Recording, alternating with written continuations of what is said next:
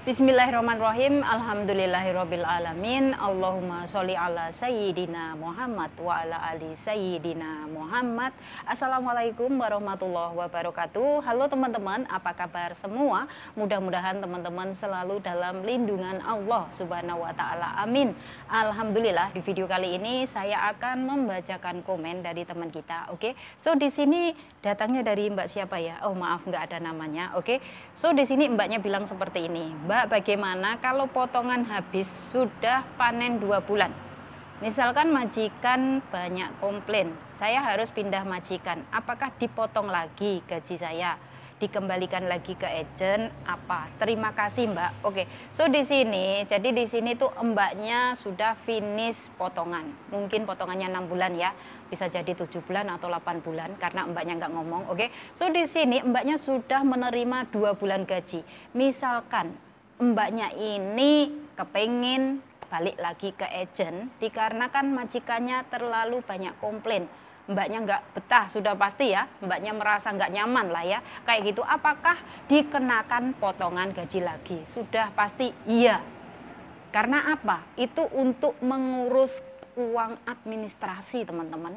Yang namanya pindah majikan, sudah pasti akan pindah alamat, semuanya butuh lagi biaya. Dan di sini agent nggak mau yang namanya menanggung biaya kita. Nggak mau teman-teman, yang namanya agent di sini juga cari uang. Ya, jadi di sini untuk mengurus uang administrasi itu dikenakan lagi potongan gaji. Ya, bisa jadi 1 bulan, bisa jadi mungkin kurang dari 1 bulan. Misalkan gajinya Mbaknya ini 650, mungkin $500. Ya bisa jadi full 1 bulan kayak gitu, tergantung dari agent masing-masing. Karena beda agent beda loh teman-teman ya, beda semuanya, beda prosedurnya, nggak ada yang sama. Jadi di sini ya Mbak, misalkan majikan Mbak itu sering komplain, kayak gitu hal wajar Mbak. Karena di sini nggak Mbaknya saja yang mengalami hal seperti ini, saya juga Mbak. Dari awal pertama kali ya, saya bekerja di Singapura sampai yang terakhir ini, yang namanya komplain itu wajar. Yang namanya kita itu selalu dikomplain itu biasa. Itu kalau menurut saya. Yang penting satu, nggak main fisik ya. Kalau yang namanya setiap hari dikomplain, kalau setiap hari kita selalu kena aja omongan dari majikan, entah itu pekerjaan kita yang kurang pas, yang namanya kita manusia, ya kita nggak bisa lah yang namanya kita membuat bahagia, membuat hati majikan itu happy terus, nggak bisa. Kita juga mikir di sini, benar apa nggak teman-teman? Kita mikir entah itu nanti mikir anak lah, mikir orang tua lah, mikir suami lah, atau mungkin kita punya masalah sendiri di Indonesia. Untuk itu kita nggak bisa yang namanya bekerja itu benar-benar fokus. Saya pernah berada di posisi itu dan saya dapat komplain, tapi saya anggap masuk sini, keluar sini, sudah. Yang penting gaji lancar, yang penting majikan nggak main fisik, sudah. Kalau saya mah nggak mau yang namanya memperpanjang masalah, nggak mau teman-teman. Saya itu kalau masalah komplain gitu udah kenyang banget teman-teman, udah makanan saya setiap hari. Bahkan sampai sekarang masih dikomplain. Saya yang sudah bekerja di Singapura belasan tahun masih dikomplain. Tapi saya mah, iya mam, sorry. Iya mam, tomorrow I do. Oke mam, later I do. Oke mam, later I clean. Saya mah orangnya seperti ini teman-teman. Saya biasa saja. Saya nggak pernah yang namanya komplain-komplain dari majikan terus saya jadikan beban dalam pekerjaan saya. No. Ya, kalau misalkan sedikit saja kita masukkan ke dalam hati, sedikit saja kita jadikan itu menjadi sebuah beban dalam pekerjaan kita. Nanti yang ada ujung-ujungnya teman-teman sering pindah-pindah majikan. Kalau kita sudah sering-sering pindah majikan, mau sampai kapan kita dapat hasilnya? Mau sampai kapan kita punya tabungan? Mau sampai kapan hal ini terjadi? Kalau bisa sekali terjun ke rumah majikan, lanjut sampai finish kontrak. Ikutin prosesnya, memang seperti itu Mbak. Semuanya sama. Di sini nggak ada yang enak, 100% enak. Itu nggak ada. Memang prosesnya seperti itu. Nanti kalau majikannya nggak komplain-komplain, ya mungkin soal makanan pelit. Kalau nggak gitu perhitungan banget. Kalau nggak gitu majikannya suka marah-marah. Wah, pokoknya di Singapura nih seperti ini. Ya, yang penting satu teman-teman, nggak main fisik, udah gaji lancar, udah. Ya, coba bayangin teman-teman. Saya yang sudah di Singapura belasan tahun nih teman-teman, ya. Saya dulu awal mulanya di rumah majikan itu dibelikan ini itu kan. Tapi setelah saya pakai setiap hari, saya kan di sini kerjanya setiap hari. Otomatis apa-apa yang dibelikan majikan saya pakai setiap hari. Itu aja majikan bilang, wah cepat habis, wah very fast finish, wah very fast finish. Nah dari situ saya itu langsung sadar saya nggak akan minta apapun dari majikan. Saya beli sendiri teman-teman. Entah itu dari kopi, sabun, sampo. Saya beli sendiri. Sampai misalkan saya kepengen makan apa aja, saya beli sendiri. Soal cemilan, saya beli sendiri. Jadi di sini saya nggak bertumpu 100% sama majikan. Nggak. Saya nggak mau. Ya, bukannya di sini gaji saya sudah besar terus saya itu sombong. Bukan. Tapi misalkan kalau majikan ngomongnya seperti itu, wah very fast finish, wah cepat habis kayak gitu. Ya itu ibaratnya ngasih tapi nggak ikhlas. Buat apa? Ya, jadi di sini saya berpikir lebih baik beli sendiri, tapi nggak ada yang ngatain kita, nggak ada yang ngomong di belakang kita. Itu lebih freedom. Kalau bagi saya teman-teman, itu lebih bebas. Mau entah saya mau makannya seberapa, mau saya bikin kopi sehari berapa gelas, itu mah uang-uang saya sendiri. Kayak gitu teman-teman. Semakin kesini, saya itu semakin ibaratnya, nggak apa-apa lah, saya beli aja sendiri daripada diomong. Daripada ngasih tapi nggak ikhlas, buat apa? Ya, kayak gitu teman-teman. Kalau masalah komplain mah biasa mbak, semua di sini merasakan. Ya, bukan hanya mbaknya saja yang kena komplain, bukan. Saya juga mbak, awal datang ke Singapura sampai detik ini saya masih kena komplain mbak, tapi nggak apa-apa. Jadikan itu semangat dalam bekerja. Misalkan kita dikomplain, kayak gini ya, itu kamu nyucinya kurang bersih. Oh, lain kali kita bisa bersih lagi. Misalkan dikomplain apa aja, jadikan itu semangat dalam bekerja. Jadi kalau kita misalkan dapat komplain ya teman-teman, kita menjadi lebih mempunyai rasa tanggung jawab, kita lebih rajin dalam bekerja.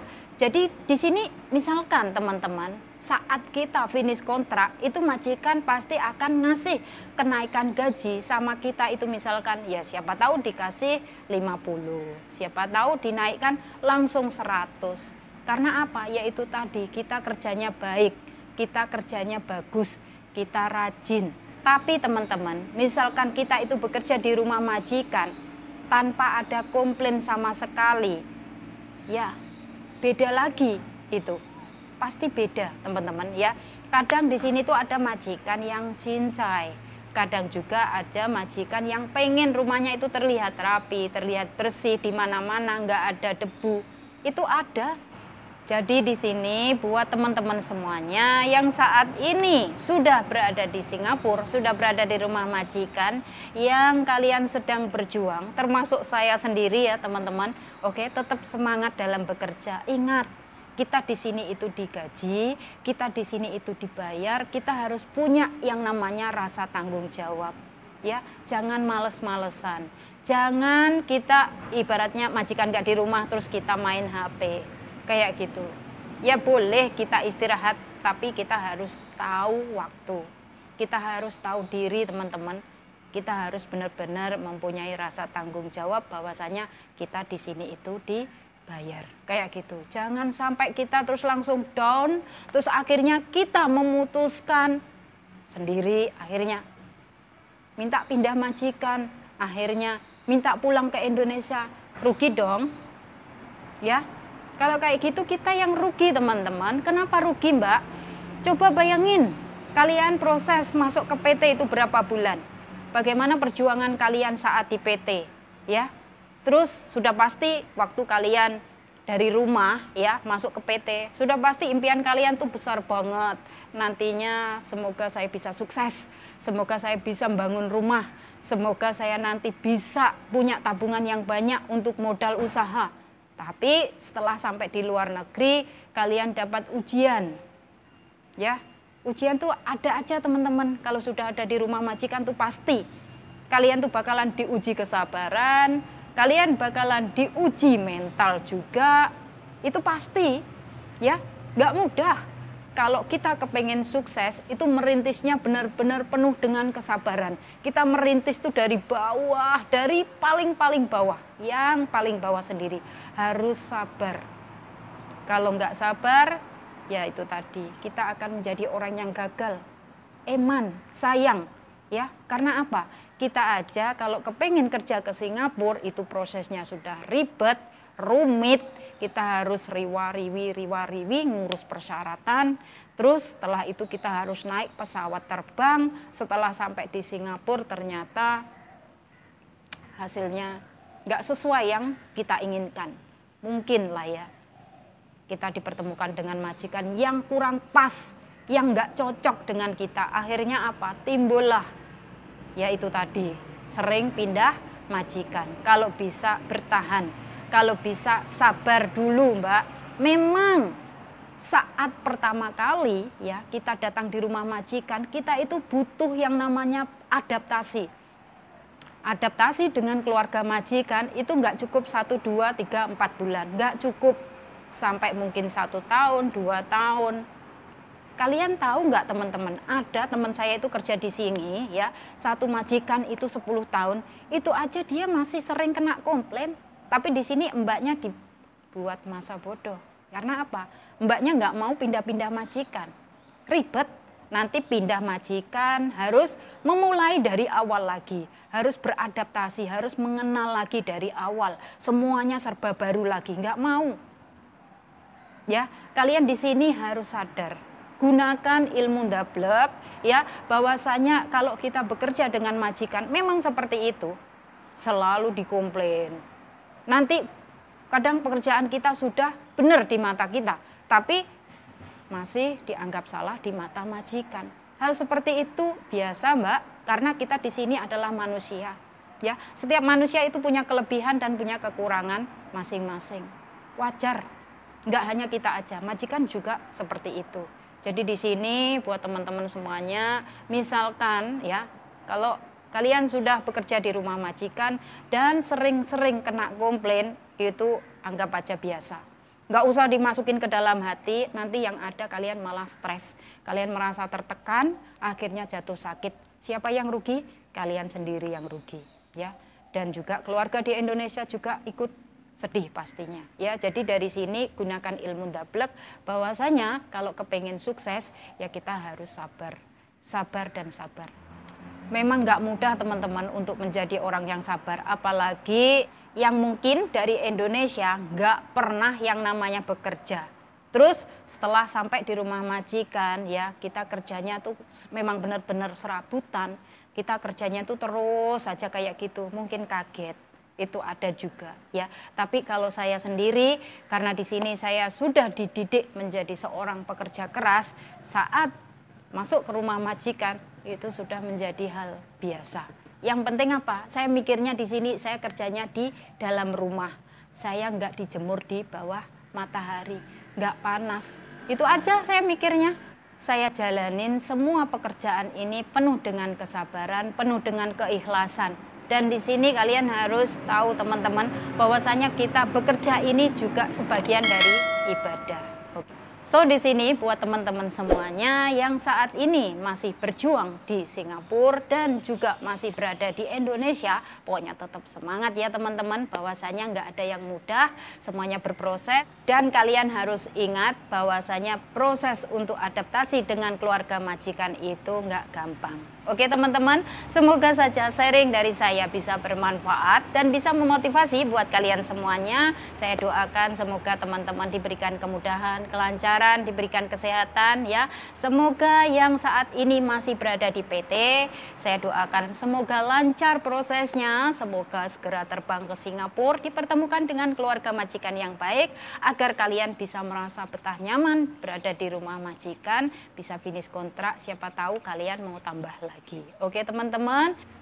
Dan yang sudah berada di Singapura, saya doakan semoga kalian merasa betah nyaman ya. Kalian harus sabar teman-teman. Ingat waktu kalian berada di PT, prosesnya itu seperti itu, pahit banget ya. Untuk itu harus semangat demi masa depan. Dan saya akhiri sampai di sini. Akhir kata, wassalamualaikum warahmatullahi wabarakatuh. See you on my next video. Bye-bye.